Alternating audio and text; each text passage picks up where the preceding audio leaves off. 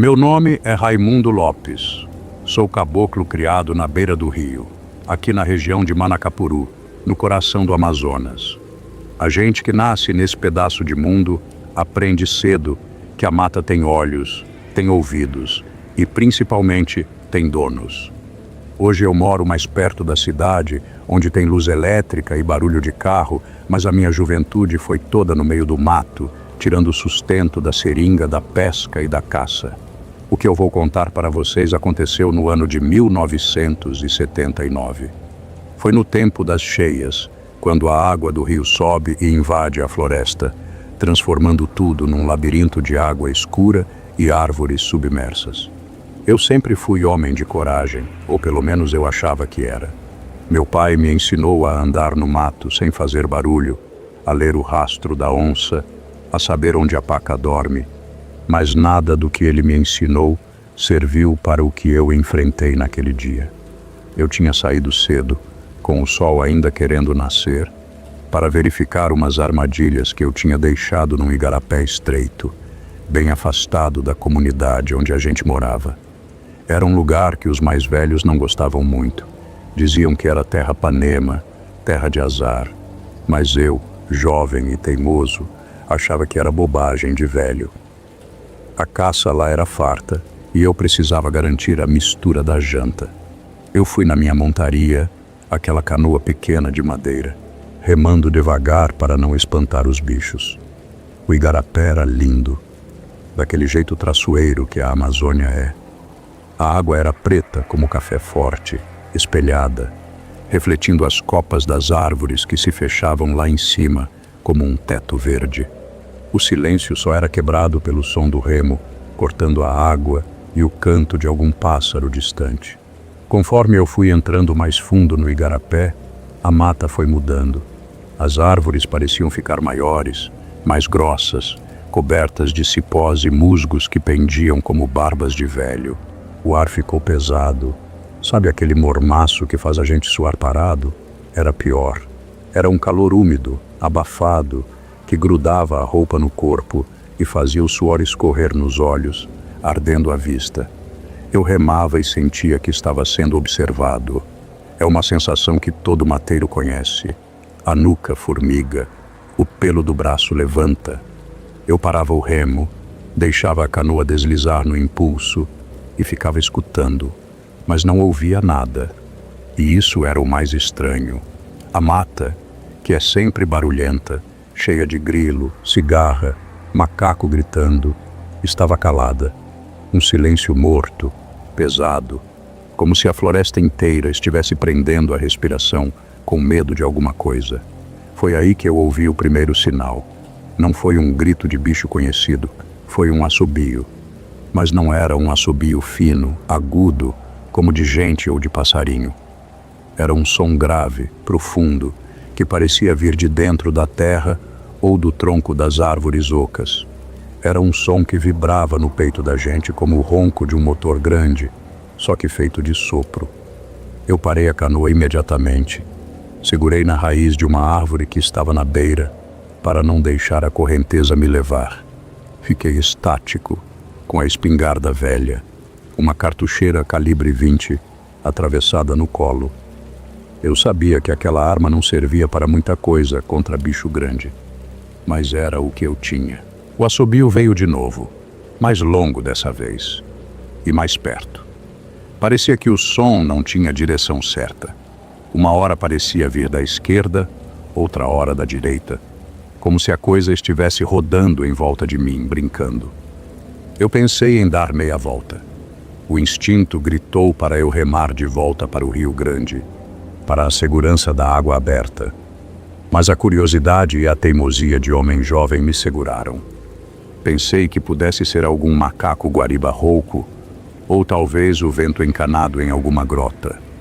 Soltei a raiz e dei mais 2 remadas para a frente, entrando numa curva fechada do igarapé onde a vegetação era tão densa que quase tapava a passagem.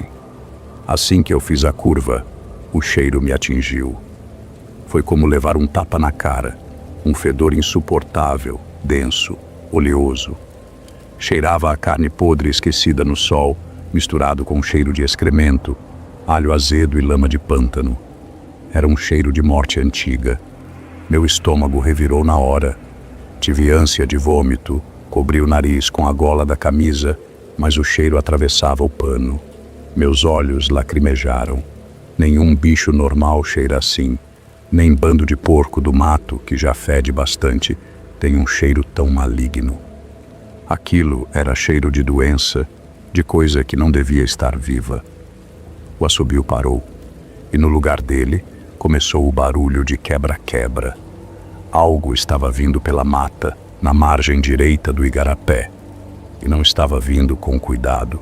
Estava vindo derrubando tudo. Eu ouvia galhos grossos estalando como se fossem gravetos secos. Ouvia o som de árvores menores sendo empurradas, o farfalhar violento das folhas sendo rasgadas. Eu tentei manobrar a canoa para voltar, mas o espaço era apertado, cheio de raízes submersas. A canoa prendeu num cipó. No desespero de puxar, fiz barulho. A água chapinhou alto. O barulho na mata parou instantaneamente. A coisa tinha me ouvido. Fiquei ali, travado, com o coração batendo na garganta, olhando para a parede verde de folhas na margem. Eu sabia que ele estava ali, logo atrás daquela cortina de vegetação. O fedor aumentou, ficando tão forte que eu sentia o gosto podre na boca. Então, as folhas se abriram. Primeiro eu vi a mão, ou o que parecia ser uma mão. Era enorme, coberta de um pelo grosso, duro, avermelhado como arame enferrujado. As unhas eram garras curvas, compridas como facas de açougueiro, sujas de terra e limo. Aquela garra segurou o tronco de uma embaúba e a esmagou, arrancando lascas de madeira como se fosse isopor. Depois, o corpo apareceu. Eu sou um homem que já viu sucuri de 10 metros, já viu onça pintada brava, já viu jacaré-açu, mas aquilo não era deste mundo. Era gigante. Devia ter quase 3 metros de altura se ficasse totalmente em pé, mas andava meio curvado, apoiado nas pernas traseiras grossas e curtas. O corpo era uma massa de músculos e pelos, largo, impenetrável. Mas o que me fez perder a alma naquele momento não foi o tamanho, foi a deformidade. O bicho era todo errado. A cabeça era pequena demais para o corpo, quase enterrada nos ombros com um olho só, ou talvez 2 olhos muito juntos, não sei dizer, brilhando com uma luz vermelha fosca na sombra da mata. Mas a boca não estava na cara. Quando ele se ergueu um pouco, soltando aquele assobio grave que fez a água da canoa tremer, eu vi um rasgo vertical na barriga dele. Uma abertura cheia de dentes, babando uma gosma espessa. Era dali que vinha o som. Era dali que vinha o fedor. Eu tentei levantar a espingarda. Minhas mãos tremiam tanto que a arma parecia pesar 1 tonelada. Eu apontei para o peito daquela criatura, para aquele emaranhado de pelos duros que o povo antigo chama de couraça, porque dizem que nem bala entra. A criatura deu um passo em direção à água. O pé dele, meu Deus, o pé era virado para trás. O calcanhar ficava para frente. Aquilo dava uma tontura de olhar, porque o movimento das pernas não fazia sentido com o movimento do corpo. Ele parecia estar indo e vindo ao mesmo tempo. Ele soltou um urro. Não foi o assobio dessa vez. Foi um grito que misturava dor e raiva. Um som tão alto que doeu meu ouvido. Parecia que ia estourar meus tímpanos. As árvores em volta tremeram. Passarinhos que estavam escondidos voaram em bando, desesperados. Ele avançou. Entrou na água. Eu vi a água preta do igarapé subir na perna dele. Ele não tinha medo. Ele vinha com ódio, com fome. A mão-garra veio na direção da minha canoa. Ele ia me alcançar. A distância era curta, uns 5 metros apenas. Eu sabia que se eu atirasse, ia ser só para deixar ele com mais raiva. E sabia que não dava tempo de soltar a canoa, virar e remar. Ele era rápido demais para o tamanho dele. Só me restava uma chance.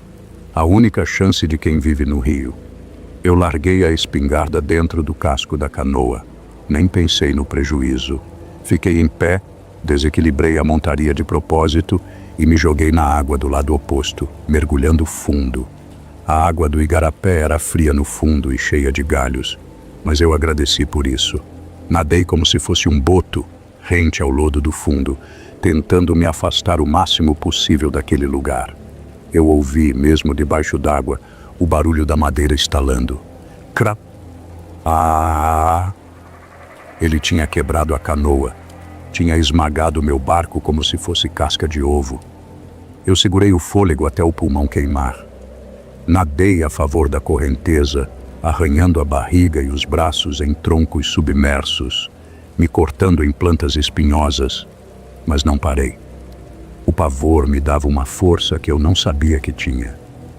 Quando precisei respirar, coloquei só o nariz para fora, escondido embaixo de uma moita de aninga na beira do rio. Puxei o ar devagar, tentando não fazer barulho. O silêncio tinha voltado, mas o cheiro ainda estava lá, pairando sobre a água como uma neblina tóxica. Olhei para trás, na direção da curva. Eu não via mais o bicho, mas eu ouvia. Ele estava andando pela margem. Ele não tinha entrado na água funda atrás de mim. Ele estava me caçando pela terra. Eu ouvia os passos pesados dele batendo no chão fofo da mata. Bum, bum, bum, fazendo a terra tremer. E ouvia ele cheirando o ar, aquele som de fungada alta, barulhenta. Ele sabia que eu estava ali. Ele sabia que eu estava na água. O assobio recomeçou. Agora parecia irritado, insistente. Ele andava um pouco, parava, assobiava. Depois andava mais um pouco, quebrando galhos, derrubando palmeiras pequenas. Ele estava me acompanhando pela margem, esperando eu sair, esperando eu cansar. Eu sabia que não podia sair da água. Se eu pisasse em terra firme, eu estava morto. Eu ia virar comida de bicho, ou coisa pior, porque dizem que o mapinguari não só mata, ele mói a gente, ele arranca a alma. Fiquei dentro daquele igarapé por horas. Fui me deixando levar pela correnteza, boiando com a cara para fora só o necessário, rezando para não aparecer um jacaré ou uma sucuri, porque naquele momento eles eram o menor dos meus problemas. O monstro na margem continuava me seguindo. Eu via a copa das árvores balançando onde ele passava. Eu via pássaros voando assustados conforme ele avançava. Ele me seguiu por quilômetros. Uma perseguição lenta, torturante. Ele não corria, ele não tinha pressa. Ele era o dono dali. Ele tinha todo o tempo do mundo. E eu era só um intruso fraco, molhado e apavorado. Só quando o igarapé começou a alargar, chegando perto do encontro com o rio Solimões, onde a água fica mais barrenta e o movimento é maior, foi que ele parou. Eu ouvi um último grito, vindo da mata fechada. Um grito de frustração, longo, que ecoou pela água. O cheiro podre foi ficando para trás, levado pelo vento. Eu continuei na água até não aguentar mais. Cheguei numa prainha de barro, exausto, tremendo de hipotermia, com o corpo todo cortado e roxo. Fiquei lá deitado na lama, sem força para levantar. Fui achado por um pescador conhecido meu, o seu Zé, que passava de motor de rabeta. Ele me viu lá jogado e achou que eu tinha sido atacado por onça ou picado de cobra. Me colocou no barco dele e me levou para casa. Eu fiquei 3 dias de cama queimando em febre. Minha mãe dizia que eu delirava, gritava pedindo para fechar a porta, falava de cheiro de podre, de boca na barriga. Eles chamaram uma benzedeira achando que era visagem ou malária brava. Quando eu sarei, quando a febre passou e eu consegui ficar em pé, eu contei para o meu pai que a canoa tinha virado e eu tinha perdido a espingarda. Não contei a verdade. Não naquele dia. Eu tinha vergonha. Tinha medo de acharem que eu tinha ficado doido. Mas meu pai, ele sabia. Ele olhou nos meus olhos, viu o medo que ainda estava lá, viu os arranhões no meu corpo, que não eram de espinho comum. Ele só disse para eu nunca mais voltar naquele igarapé. Disse que tem lugares na mata que não são para a gente. Eu obedeci. Nunca mais pisei lá. Perdi minha canoa, perdi minha espingarda, perdi minha arrogância de jovem caçador. Mas mantive minha vida. Hoje, quando escuto alguém falando que quer entrar na Mata Virgem para caçar aventura, eu aviso. Eu digo para tomar cuidado, porque a floresta é bonita, é rica, mas ela esconde coisas antigas, coisas que estavam aqui antes da gente e que vão continuar aqui depois que a gente for embora. O Mapinguari existe. Eu vi a pele de arame dele, eu senti o cheiro da morte que ele carrega. E às vezes, nas noites de chuva, quando o vento sopra da direção daquele igarapé, eu acho que ainda escuto, bem longe, aquele assobio grave, me chamando para terminar o que começou. Meu nome é Alzira Monteiro. Sou filha desta terra nascida e criada no interior do Amazonas, nas margens do rio Purus, bem perto do município de Lábrea. A minha vida inteira foi moldada pelas cheias e vazantes do rio, pelo tempo da chuva e pelo tempo do sol. Hoje eu sou uma senhora, tenho meus netos, vivo na cidade, mas as marcas do que eu vivi em 1983 ainda estão na minha pele e principalmente na minha alma.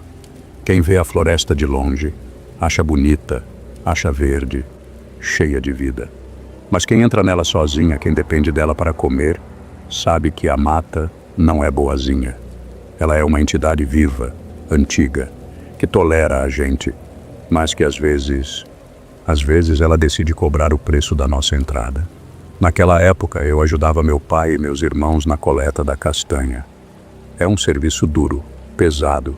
A gente tem que andar quilômetros dentro da mata fechada, achar as castanheiras gigantes, recolher os ouriços pesados que caem lá do alto, que se acertarem a cabeça de um, matam na hora.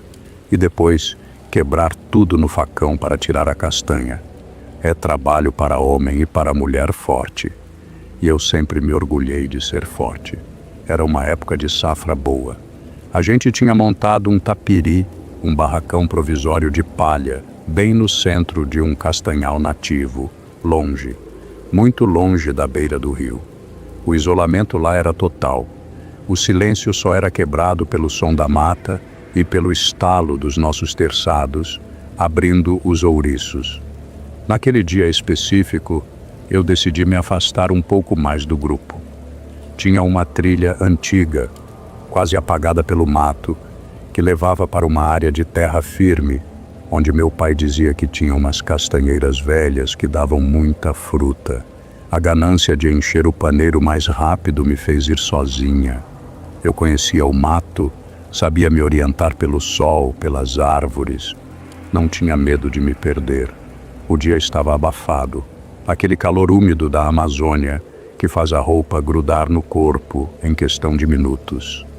Eu caminhava atenta, olhando para o chão para não pisar em cobra e olhando para o alto para ver se não tinha galho seco para cair. A mata estava quieta, quieta demais. Sabe quando os pássaros param de cantar e até as cigarras se calam? Pois é, eu senti um peso no ar, uma pressão nos ouvidos, mas continuei. Foi quando eu vi o vulto branco pela primeira vez. Estava a uns 50 metros de mim, entre dois troncos imensos de sumaúma. Era um animal, um veado, mas ele era inteiramente branco. Branco como leite, branco como nuvem. Na floresta amazônica, onde tudo é verde, marrom ou preto, ver algo branco daquele jeito é um choque para os olhos. Parecia que ele brilhava, que tinha uma luz própria na penumbra da mata. Eu parei na hora. Fiquei admirada. Pensei que fosse um animal albino, uma raridade. O caboclo respeita essas coisas. Acha que dá sorte ou azar, dependendo da crença. O bicho estava parado, de perfil, com a cabeça virada para mim. Os olhos dele eram escuros, profundos. Ele não parecia ter medo. Veado é bicho arisco. Qualquer estalo de galho ele corre. Aquele não. Ele me encarava com uma calma que não era natural. Fiquei observando por um tempo, até que ele virou o corpo devagar e entrou no mato, desaparecendo atrás de uma folhagem densa. Eu respirei fundo. Ajeitei o paneiro nas costas. Segurei firme o terçado e continuei meu caminho. Pensei que fosse uma bênção, um sinal de que a coleta ia ser farta. Mas a sensação de estar sendo vigiada começou a crescer. Não era aquela sensação comum de saber que tem bicho no mato. Era uma sensação de julgamento, como se as árvores estivessem me olhando com raiva. Andei mais uns 20 minutos e cheguei numa clareira pequena. E lá estava ele de novo, o veado branco. Dessa vez ele estava mais perto e parado bem no meio da trilha que eu precisava seguir. O estranho é que eu não ouvi ele chegar. Animal de casco faz barulho na folha seca, faz barulho quebrando graveto. Aquele bicho se movia no silêncio absoluto, como se flutuasse.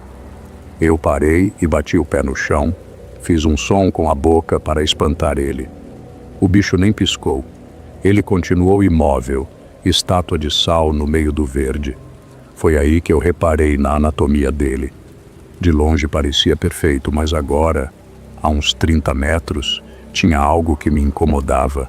As pernas dele pareciam longas demais, finas demais, e o pescoço tinha uma curva estranha, um ângulo que não parecia confortável para um animal vivo. Um calafrio subiu pela minha espinha, ignorando o calor de 30 graus. Decidi que não ia passar por ali. Dei a volta, cortando o caminho pelo mato fechado, rasgando a roupa nos espinhos da unha de gato, só para não passar perto daquele animal. Encontrei as castanheiras que eu procurava. O chão estava forrado de ouriços. Comecei a trabalhar rápido, com uma ansiedade que não era minha. Eu queria encher o paneiro e ir embora. Eu batia o terçado com força, quebrava a casca dura, tirava as castanhas, jogava no cesto. Minha cabeça dizia: vai logo, Alzira, vai logo. O tempo passou sem eu perceber. Na mata, a luz engana. Quando a gente vê, já está escurecendo. As copas das árvores tapam o céu e o dia vira noite muito rápido. Quando eu percebi que a luz estava ficando cinzenta, juntei minhas coisas para voltar. O paneiro estava pesado, devia ter uns 40 quilos de castanha. Eu dei os primeiros passos na trilha de volta e travei. O veado branco estava lá, de novo. Agora ele estava perto, muito perto, uns 10 metros apenas. E a luz do crepúsculo, aquela luz triste e penumbrosa da floresta, revelou o que ele realmente era. Não era um veado. Nunca foi. A coisa tinha a forma vaga de um cervo, mas a pele parecia feita de fumaça sólida ou de fungo branco que dá em pau podre. E ele estava mudando. Na minha frente, enquanto eu olhava paralisada de pavor, a forma dele começou a se distorcer. As pernas dianteiras esticaram, ficando com articulações nodosas, grossas, parecendo raízes retorcidas. O corpo, que antes era elegante, inchou e depois murchou, ficando esquelético, mostrando as costelas sob aquela pele branca e doentia. E a cabeça... Deus tenha piedade de mim. A cabeça alongou. O focinho esticou para a frente, abrindo uma boca que ia quase até a orelha. E não tinha dentes de herbívoro ali. Tinha pontas, presas escuras. Mas o pior eram os olhos. Os olhos, que antes eram escuros, acenderam. Eles ficaram vermelhos. Não um vermelho de sangue, mas um vermelho de brasa, de fogo vivo. 2 pontos incandescentes flutuando naquela cara deformada. Eu sabia o que era aquilo. Minha avó contava histórias na beira da fogueira. Ela falava do Anhangá, o espírito que protege a mata, mas que também enlouquece quem ele escolhe atormentar. O Anhangá, que aparece como veado branco para atrair o caçador para a morte, para fazer a pessoa se perder e nunca mais voltar.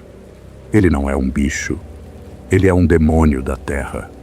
A coisa soltou um som. Não era um bramido. Era um som que parecia vento passando em caverna, misturado com o estalo de madeira verde sendo torcida. O medo primal tomou conta de mim. Eu larguei o paneiro. Larguei o fruto do meu trabalho de horas.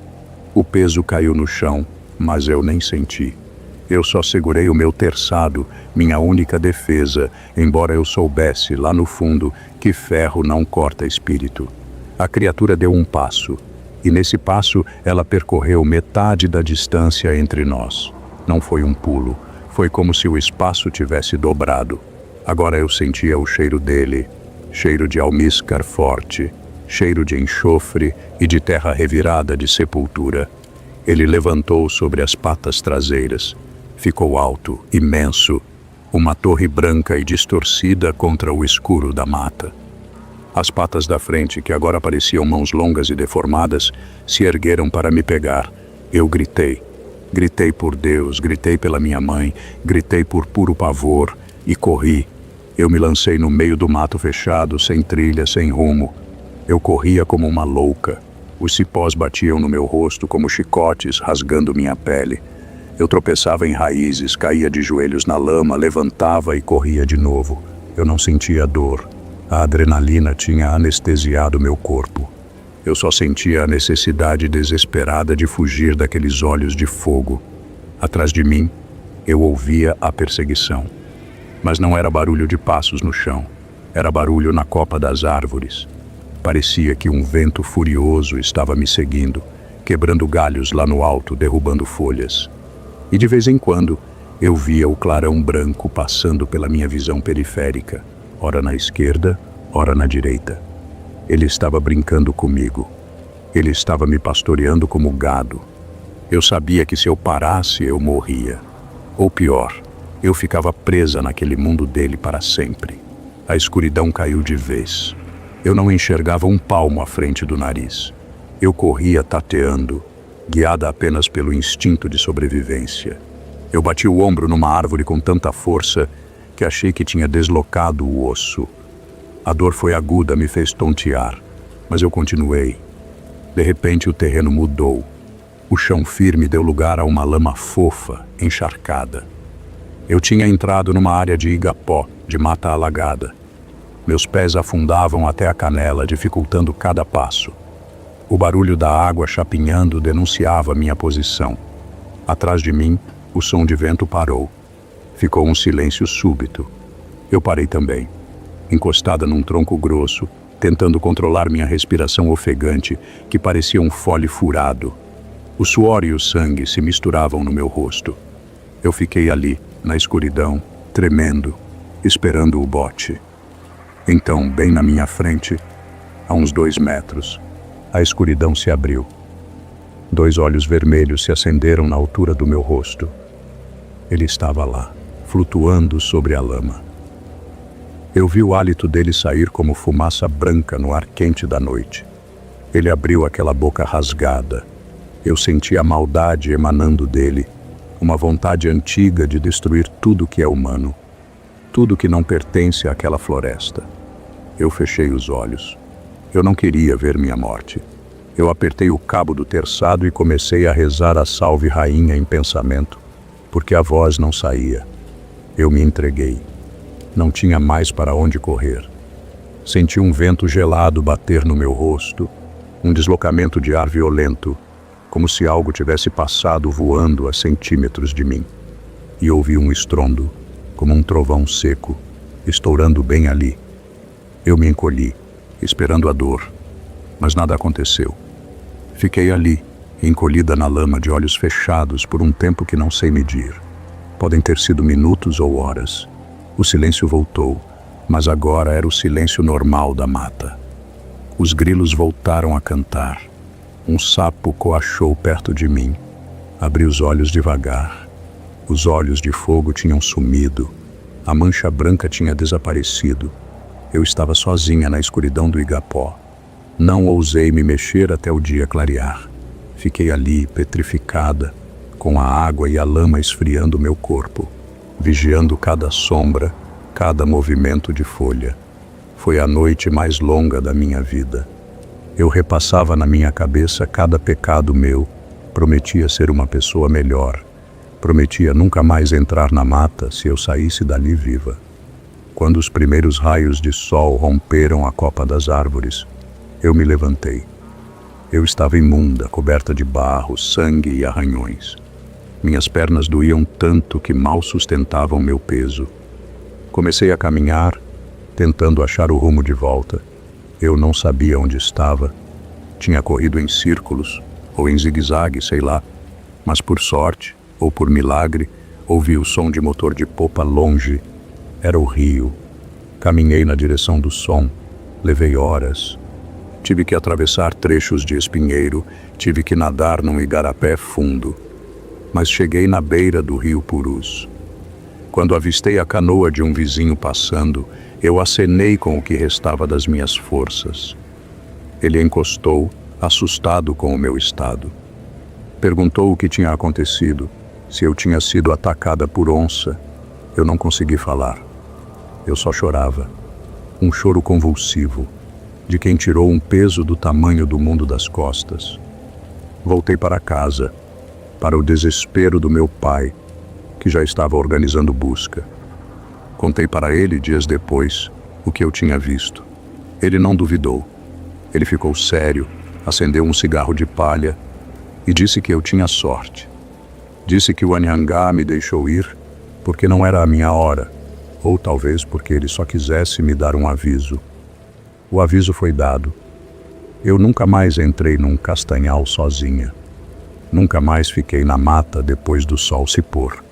E até hoje, morando na cidade, quando vejo alguma coisa branca de relance no canto do olho, ou quando sinto aquele cheiro de mato pisado misturado com almíscar, meu coração dispara. A mata é sagrada, moço. Mas ela também é terrível. E tem coisas lá dentro, entre as castanheiras antigas, que não foram feitas para os olhos da gente ver. O veado branco não é um bicho, ele é o vigia. E ai de quem cruza o caminho dele quando ele está com raiva. Meu nome é Benedito Aruan. Sou filho de Santarém, no Pará, criado bebendo a água do Tapajós e ouvindo o vento cantar nas folhas das árvores gigantes. Hoje eu vivo uma vida tranquila, longe do serviço pesado, mas houve um tempo em que eu vivia da mata. Eu fui madeireiro. Não tenho orgulho disso hoje, vendo como as coisas estão, mas em 1975 era o jeito que a gente tinha de sobreviver. A floresta parecia infinita naquela época, um oceano verde que nunca ia acabar, e a gente tirava dela o sustento da família. Mas a floresta não é só madeira e folha, ela tem dono.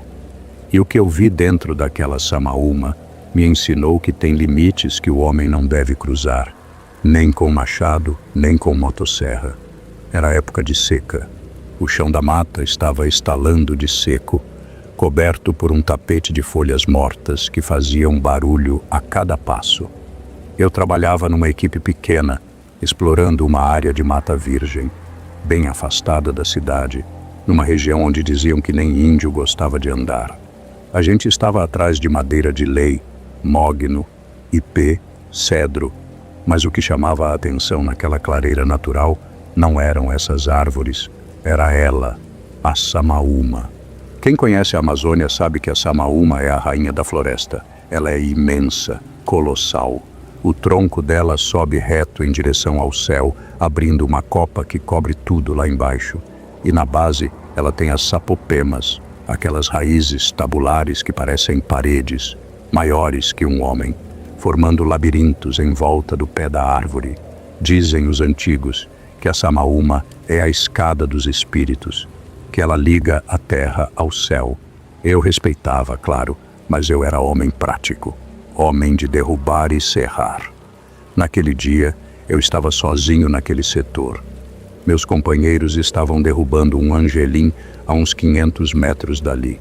O barulho da motosserra deles chegava abafado, longe, engolido pela densidade da mata.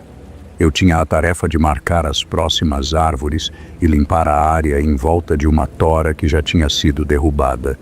Eu parei para descansar um pouco nas raízes daquela samaúma gigante. O calor era insuportável. A roupa estava encharcada de suor, colada na pele, e os mosquitos não davam trégua. Me sentei entre duas daquelas raízes enormes que formavam quase um quarto sem teto e encostei as costas na madeira cinzenta da árvore. Foi aí que eu senti. Não ouvi com o ouvido, eu senti nas costas. Era uma vibração, sutil, ritmada, vinha de dentro do tronco. No começo, eu achei que fosse a vibração do chão por causa da queda de alguma árvore longe, ou talvez o eco das máquinas dos outros homens. Mas o ritmo era diferente. Era lento, compassado. Parecia uma batida de coração, só que muito lenta e pesada. A curiosidade falou mais alto que o cansaço. Eu me levantei e encostei o ouvido na casca grossa da árvore. A madeira estava fria, estranhamente fria para um dia tão quente. E o som estava lá. Eram batidas, pancadas surdas, abafadas, como se alguém estivesse preso dentro de uma caixa forrada de algodão e batesse na parede para pedir socorro. Eu me afastei um passo, olhando para aquela imensidão de tronco. Pensei que a árvore pudesse ser oca. Acontece muito. A árvore parece sã por fora, mas por dentro está podre, oca. E às vezes animais fazem ninho. Pensei em tatu, pensei em pica-pau, pensei até em algum macaco que tivesse caído num buraco lá no alto e escorregado por dentro. Peguei meu machado, não para derrubar, porque aquela árvore era grossa demais para um homem só, mas para testar o som. Bati com as costas da lâmina no tronco. O som que voltou não foi o som de oco normal, foi um som úmido, um som cheio. E então, as batidas lá de dentro responderam. Eu bati uma vez. Lá de dentro, bateram uma vez. Eu bati 3 vezes, rápido. Lá de dentro, o som repetiu, 3 vezes, no mesmo ritmo. Meu sangue gelou nas veias. Não era bicho. Bicho não tem ritmo. Bicho não responde desse jeito. Eu olhei para os lados, procurando alguém me pregando uma peça, mas eu estava sozinho. A sensação de isolamento bateu forte. Eu sabia que devia pegar minhas coisas e sair dali, voltar para perto dos outros. Mas existe uma coisa no ser humano que é a atração pelo abismo. A gente quer ver. A gente precisa ver para acreditar. Eu comecei a rodear a árvore, procurando alguma entrada, algum buraco. As raízes eram altas, formavam corredores estreitos. Num desses vãos, entre 2 sapopemas, eu vi uma mancha na casca.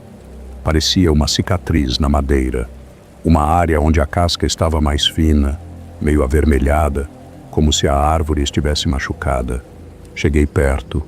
O cheiro ali era diferente. Não tinha cheiro de floresta, de terra e folha. Tinha cheiro de coisa viva, cheiro de almiscar e de seiva doce, enjoativa. Enquanto eu olhava para aquela mancha, a madeira começou a se mexer.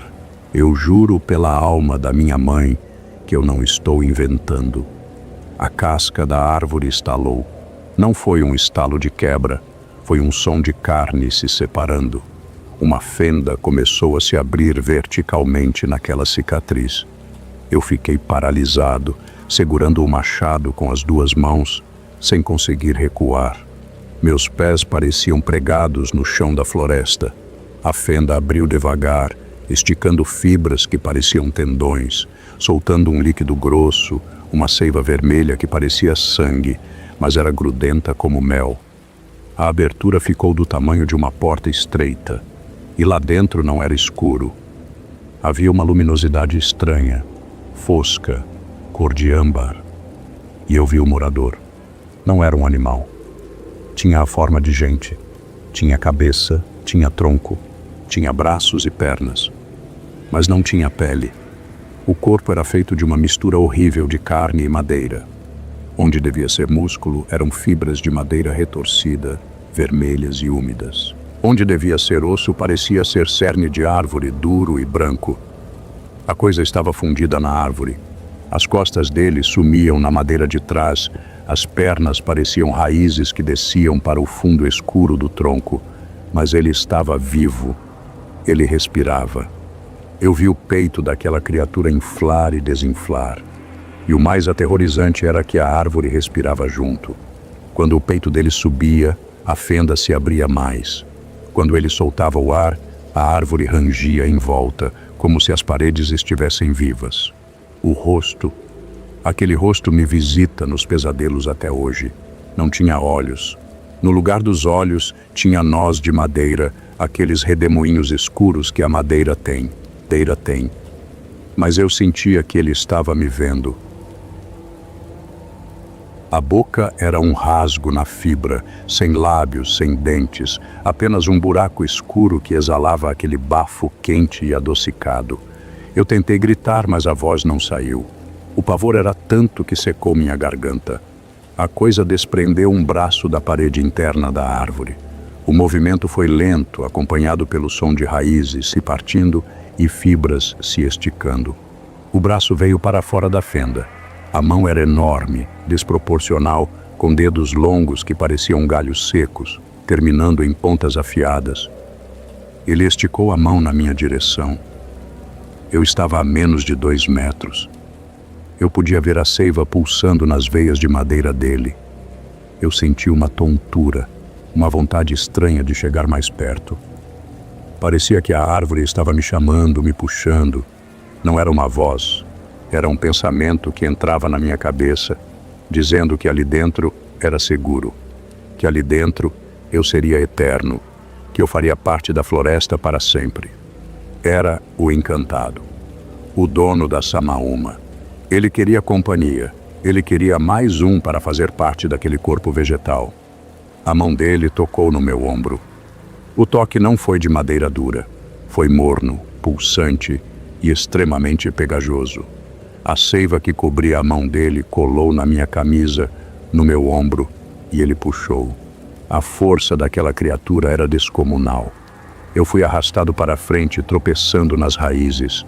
Eu senti o cheiro forte daquele interior úmido invadir meu nariz.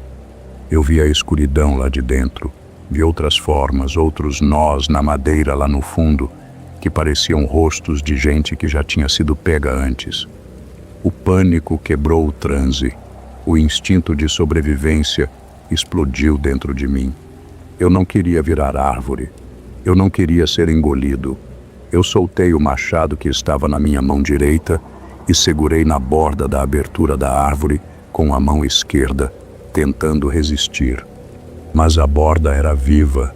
Ela se fechava em volta dos meus dedos como uma boca. Com a mão direita livre, eu puxei o facão que eu levava na cintura. Era um facão de mato, bem afiado.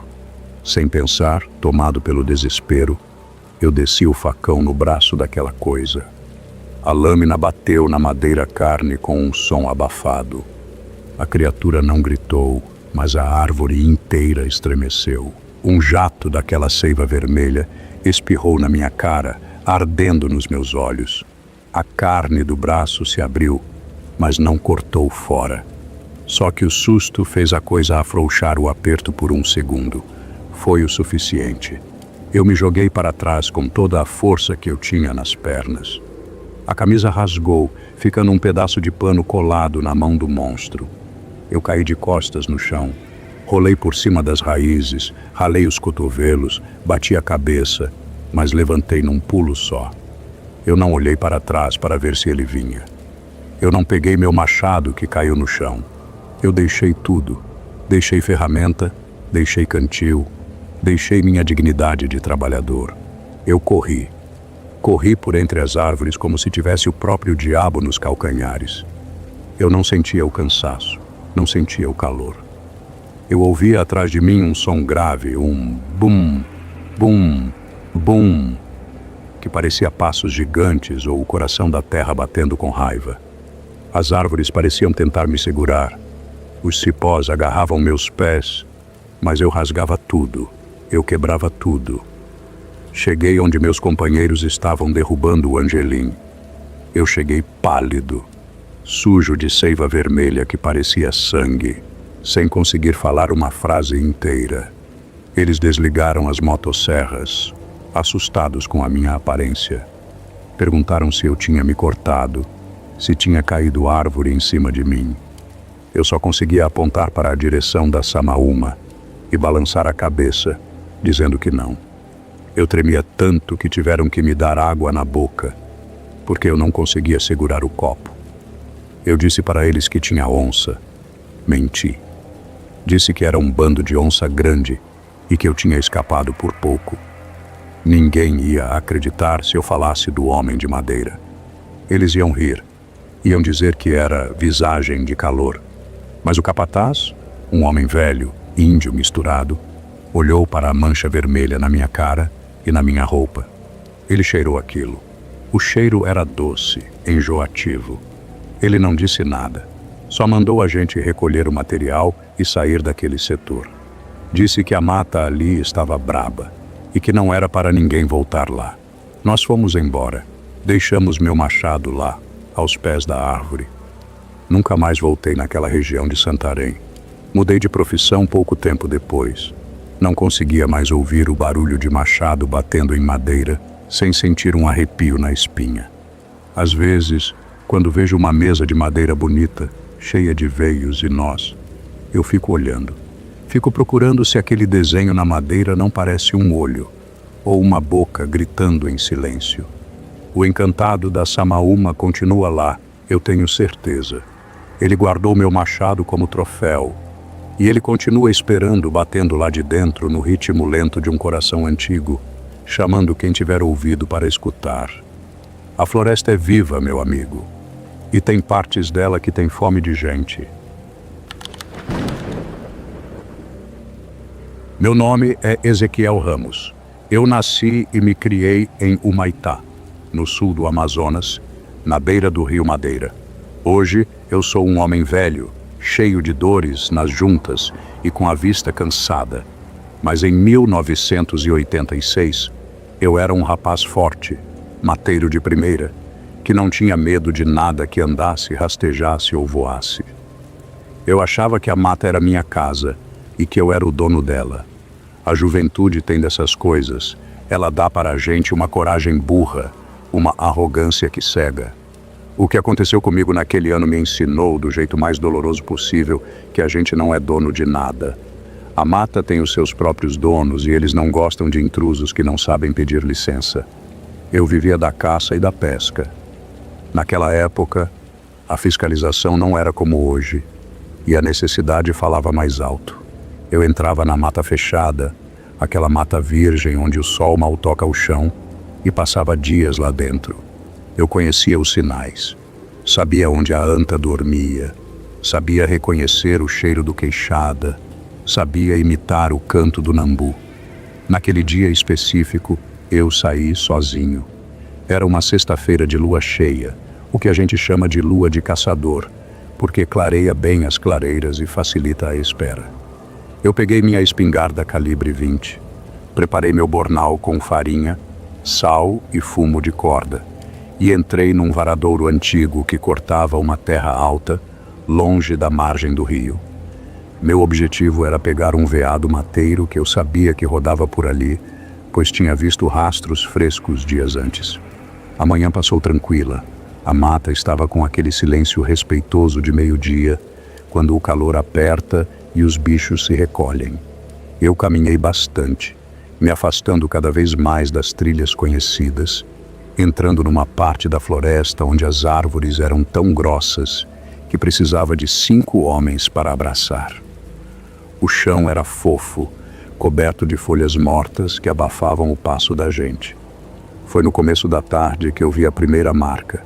Eu estava descendo um barranco suave perto de um igarapé seco, quando bati o olho no chão de barro úmido. Tinha uma pegada ali. Parecia pegada de gente, mas era pequena, como pé de criança ou de adolescente. O estranho é que o calcanhar estava fundo no barro e os dedos estavam virados para a direção de onde eu vinha. Ou seja, quem fez aquela marca estava voltando, saindo da mata. Eu parei e analisei. Achei curioso. Não costumava ter gente naquela área, muito menos criança. Pensei que talvez fosse algum índio isolado ou algum outro caçador que eu não conhecia. Mas a pegada era solitária. Não tinha o pé esquerdo e o direito numa sequência lógica. Parecia que a pessoa tinha pisado ali e depois voado, ou pulado muito longe. Ignorei. Achei que fosse cisma minha. Continuei meu caminho, focado em achar o veado. Mas uns 200 metros à frente eu achei outra pegada, e essa me fez parar e coçar a cabeça. Era idêntica à primeira. Pé pequeno, dedos abertos. Só que ela apontava para a esquerda, para dentro de um cipoal fechado.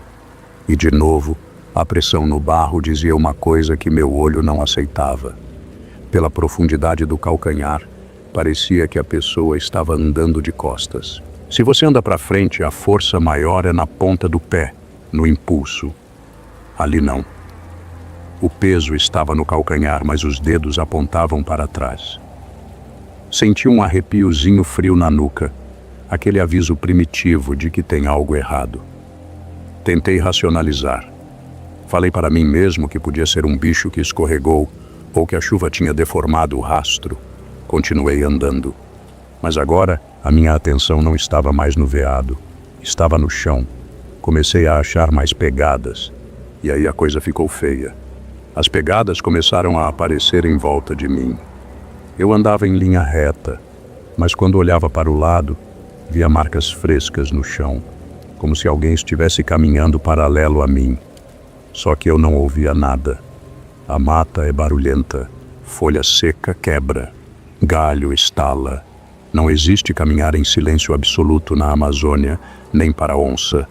Mas aquele rastro aparecia sem som nenhum. Eu parei e girei o corpo, olhando em volta, segurando a espingarda com força. Perguntei em voz alta quem estava ali. Disse que eu era amigo, que não queria confusão. Minha voz foi engolida pelas árvores. Ninguém respondeu, nem pássaro cantou. Resolvi voltar. O medo começou a substituir a teimosia.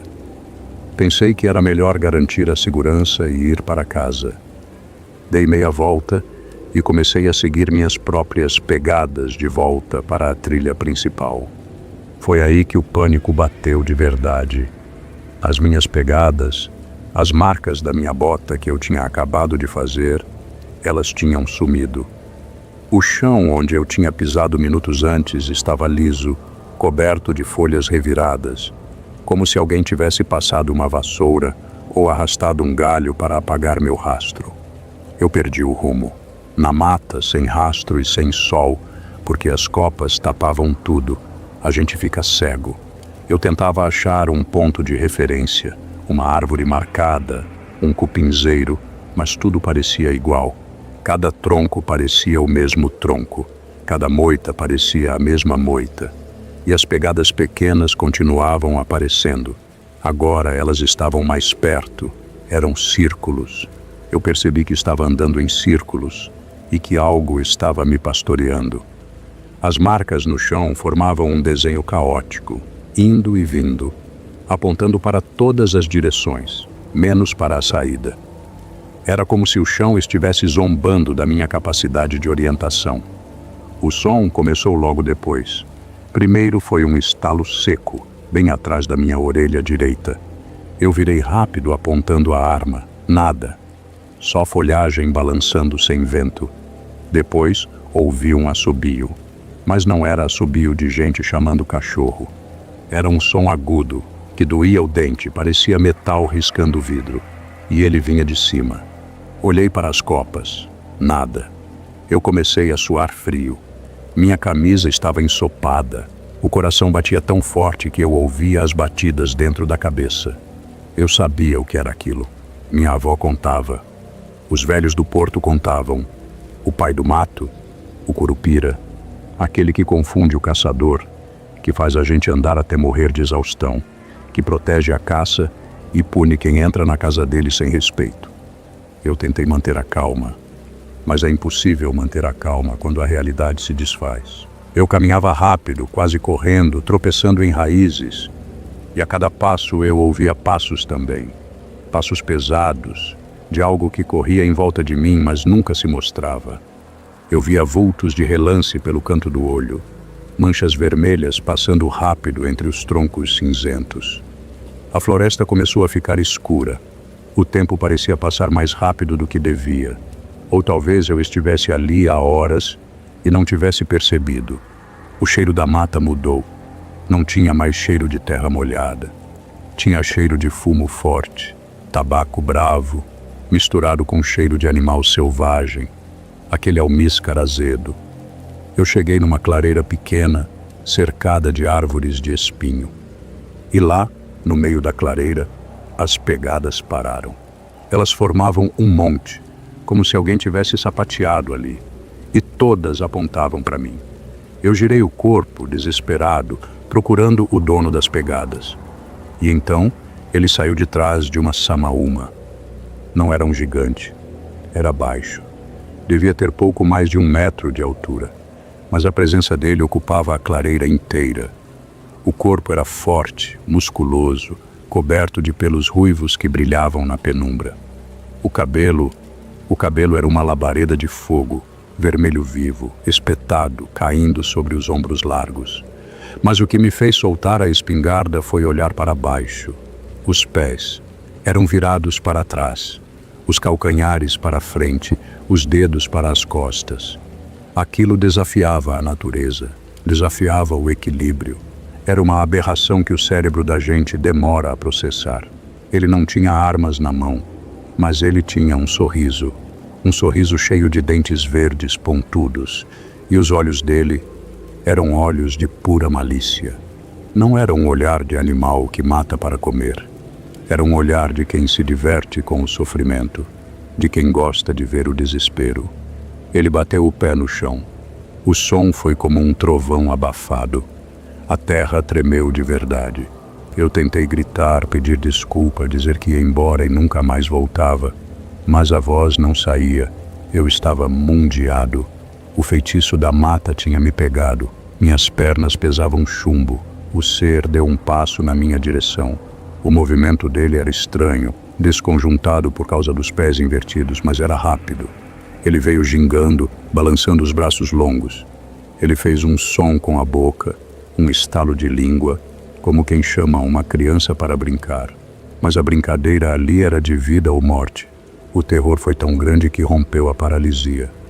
Eu larguei tudo. Larguei a espingarda no chão, larguei o bornal com a comida. Eu virei as costas para aquilo e corri. Eu corri como nunca corri na vida. Eu não olhava para onde ia. Eu entrava em espinheiro. O unha de gato rasgava minha roupa e minha pele. O sangue escorria misturado com suor. Mas eu não sentia dor. Eu só queria distância. Atrás de mim, eu ouvia a perseguição. Mas não eram passos de corrida. Eram gargalhadas. Gargalhadas altas, estridentes, que ecoavam por toda a floresta. Parecia que a mata inteira estava rindo de mim. As árvores pareciam se fechar na minha frente. Os galhos baixavam para bater na minha cara. Era como se a floresta obedecesse a ele e tentasse me segurar. Eu corria em zigue-zague, tentando enganar o bicho. Mas como enganar alguém que tem os pés virados? Ele sabia para onde eu ia antes de mim. O cheiro de fumo estava em todo lugar. Eu sentia baforadas quentes no meu pescoço. Sentia que ele estava logo ali, a um passo de tocar em mim. Eu sabia que se ele me tocasse, eu viraria bicho, ou ficaria louco, ou simplesmente sumiria para sempre, virando mais uma árvore daquela imensidão. A exaustão começou a me vencer. O pulmão queimava como se eu tivesse engolido brasa. A vista escureceu. Minhas pernas tropeçaram uma na outra. Eu não vi o barranco. O chão simplesmente acabou debaixo dos meus pés. Eu fui projetado para o vazio. Caí rolando por uma ribanceira íngreme, cheia de pedras e raízes expostas. O mundo virou um borrão de pancadas e dor. Bati as costas, a cabeça, o joelho. Senti costelas estalarem. Rolei por metros e metros até bater com força no fundo, numa poça de lama e água parada. O impacto me apagou por uns instantes. Quando a consciência voltou, eu estava deitado na lama, incapaz de me mexer de tanta dor. Estava escuro. A noite tinha caído de vez. Fiquei quieto, segurando a respiração, ouvindo. Lá em cima, na beira do barranco de onde eu caí, eu ouvi passos. Passos pesados andando de um lado para o outro. Ouvi aquele assobio agudo mais uma vez. E depois uma risada final que foi se afastando, se embrenhando na mata profunda, até sumir. Ele tinha me deixado ir. Ou talvez achasse que a queda já tinha me matado. Ou pior, me deixou vivo para eu servir de aviso. Passei a noite ali, naquele buraco úmido, tremendo de frio e de febre, com medo de onça, de cobra e de assombração. Só quando o sol nasceu e iluminou o fundo do barranco é que eu consegui me arrastar. Levei o dia inteiro para subir, me arrastando como um verme, e mais outro dia para achar o rumo do rio, guiado apenas pelo barulho da água, porque minha bússola interna tinha sido destruída. Cheguei em casa parecendo um espectro. Minha mãe chorou quando me viu. Eu estava sem a arma, sem a camisa, todo cortado, com o olhar perdido de quem viu o outro lado.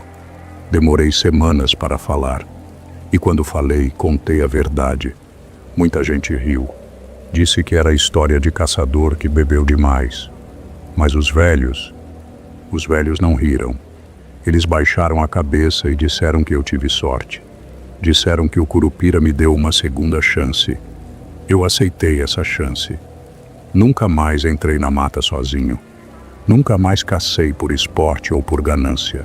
Se preciso entrar na floresta, eu peço licença. Eu levo fumo, deixo na entrada da trilha. E se eu vejo uma pegada virada para trás, ou ouço um assobio sem dono, eu não sou curioso. Eu baixo a cabeça, dou meia volta e corro para casa. Aquele cabelo de fogo e aqueles pés tortos nunca saíram da minha memória. O rastro que andava me ensinou que a gente é pequeno e que na floresta a lógica humana não vale nada. Quem manda é ele, e ele está sempre vigiando.